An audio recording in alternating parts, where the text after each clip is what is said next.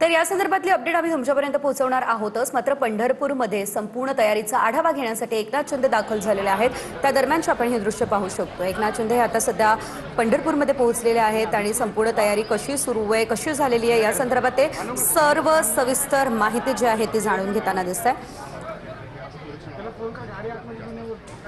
आषाढी एकादशीच्या तयारीचा आढावा या ठिकाणी घेतला जातोय। 25 तारखेला आषाढी एकादशी आहे।